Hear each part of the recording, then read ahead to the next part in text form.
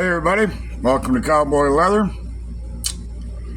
Today we're going to talk about how to set up a craft room, small crafting shop, whatever you want to call it. Before we do that, I just want to make it clear that what I'm going to tell you, what I'm going to show you is what I've done. You figure out, I'll give you the ideas, you figure out what's useful for your situation and your room or whatever you want to turn into working your craft. You know, what works for me may not work for you. But I'm just going to give you a basic view of what I've got. And if you can use any of my ideas, go ahead. But what we're going to do is I'm going to turn you around here and we'll give you a quick run around of what we got going on. All right. What we've got is I've got this table here. I used to have a 8-foot by 48-inch table. But for this workspace, it was too big. So I got another one, and well, actually the other one, the big one burned up. But anyways, this was 48 inches by 53 inches, and it'll work just fine. I've got a piece of plywood that's about 8 feet long by 24 inches wide, and I lay it on the edge here, clamp it down, and I can cut my sides, doing belt work and stuff like that. Now, I've got a chair that goes up and down. I use that for working around there when I'm working on a project, because if I don't use if it's too big to go on my workbench, which I'll show you here in a second, then we come over here and we work off of this table. Now we come over here. Now I've got my machines. This one here is I got it set horizontal to the other machine. You don't have to set it up that way. You can take it and spin it around and butt it up to if you got two machines, you can spin it around, butt it up against there to conserve some space. It's all, you set your shop up for what space you have. Now the Juki, it's got a longer table on it, so it kind of sticks out into the room. Again, I got a office chair, rolls around. I got it set so I can sit down and I can work the sewing machine from that chair. Works pretty good. Now the Juki, I can take that Juki and I can turn around and put it in line with the other sewing machine, but for the time being, I've got it sitting so it sticks out into the room. Again, I've got a comfortable chair. This one does not swivel. It's just stationary, but it's the right height for the table, and it's comfortable to sew with. But it has got a cushion on it. Now, I got shelves. I got radio. If you're working remotely away from your house, a radio would be my big suggestion. There's some of the belts I've got made up. Now, what I find the biggest thing is I find it's very handy to have little bins. Some people call them pick and nut, but these bins here, they fold, that you open them up, pull them out like that, and you can put your small hardware in, your snaps, buckles, whatnot. And then you've got these, sorry for the glare, but they got, they're handy. It beats having boxes of individual hardware sitting around. Now, the Dremel drill, that's cordless. I can take that off the wall. I can use it on the workbench, or I can take it over to the work table and use it over there. I find it's fairly handy. But if you haven't got a cordless and you got one that you got to plug into the wall all the time, that'll work too. Now, these tools that are hanging up, these are what I use daily, and they're just sheet metal screws. They're drywall screws screwed into the wall. I keep that stuff hung up so I can just reach up, grab it, use it, and put it back. And I stress, if you got one of these old rascals, keep that thing hung up. That's got a box cutter blade on it. That will cut you and cut you bad. So you keep that one up off the table so you don't mistakenly put your hand on it or lay your belly or anything else on it. But everything is hung up and it has a place. Got magnetic strips. Again, those are the tools I use pretty much daily. So I keep them out. And I got my cements. I got a wood burner, cordless, runs off a battery.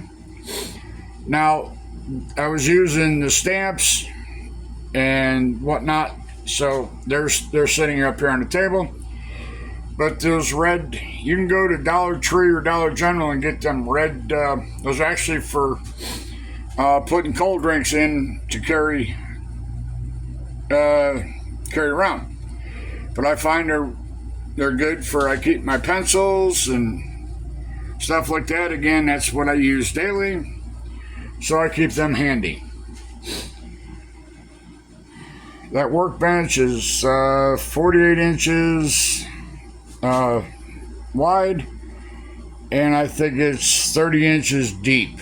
So that I use, I use this, and I got, like I said, that chair does not have casters on it, but it's comfortable. It spins, and you spin around.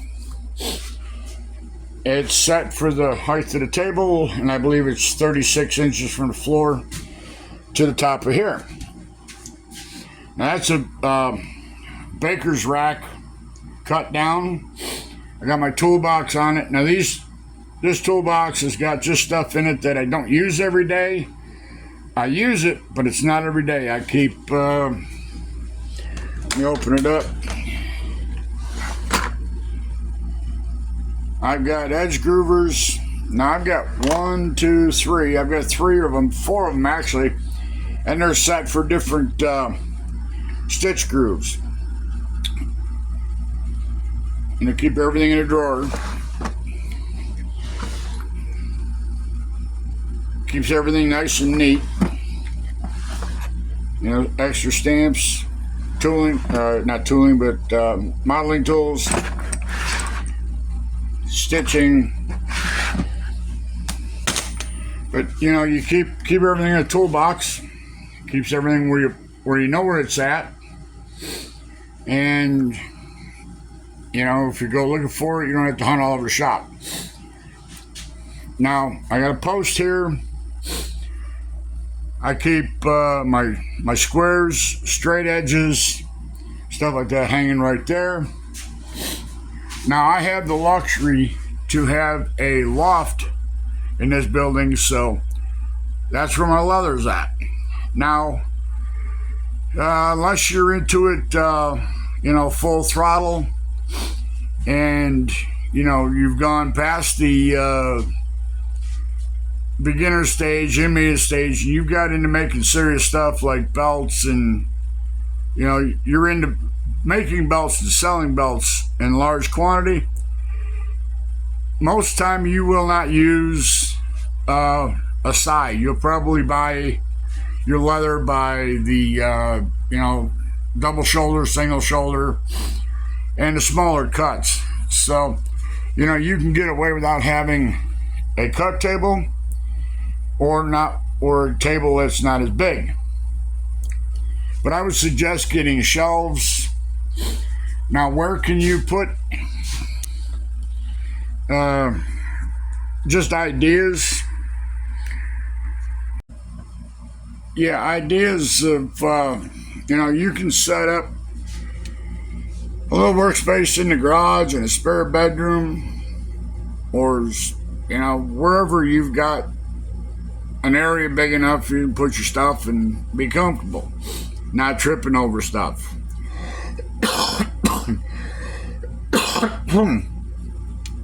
I've seen some pretty slick work areas that people have posted, in different places, and they've used some of the ideas I've got from them, and whatever. But you can set up in your garage, spare bedroom, in the basement, or if you're lucky enough to have a tool shed that you don't particularly use a lot, for your garden tractor or whatnot, that'd be a good place to do it. Now, if you live in a apartment building or complex, that's where you're going to run a little bit of problem. I mean, you got plenty of room, but you can't make a lot of racket. So you'll have to put some kind of noise damper on your poundo board, and you got to be quiet. But if you're lucky enough to own your own home or have some place where your neighbors aren't, going bless you every time you sneeze, you're all set. But, like I say, any place that you've got a little bit of area where you can set up a table, if you don't want to, if you're not a good carpenter and you happen to go to some place like Goodwill or some thrift store, and you find one of them big, heavy wooden school desks, that would be a good starting point for a workbench, cutting table, whatever, whatever you have to have. But they're pretty stout.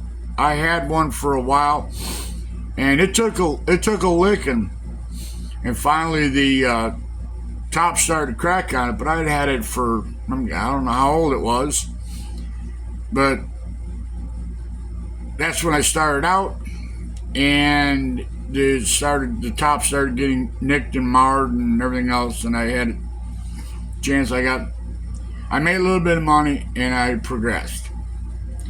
But use what you can, use what you've got, and as time and money come around, upgrade. Maybe down the line, if you think that this is something you want to do, you save your money and get one of these portable garages, or whatever you want to call them, and work out of there. But again, like I say, your basement, and if you don't want to drill holes in your wall, or not drill holes, but put drywall screws in the wall, you can always go to Harbor Freight or some building supply store and get pegboard, and get the pegboard hardware and hang your stuff up on that. You got to have a little bit of ingenuity. So, and if you're doing your work in a basement and you got a concrete block wall, you don't want to go banging holes in it. So, that's where the pegboard or some kind of board where you can drill holes or do whatever to hang your tools on. And I find, like I say, when I sit down at this bench here, I can reach and grab any tool I need. Don't have to get up and run it, unless I've used it over on the other table and forgot to put it back. So I'm not going to make this a whole long-winded video. I think I've covered pretty much everything.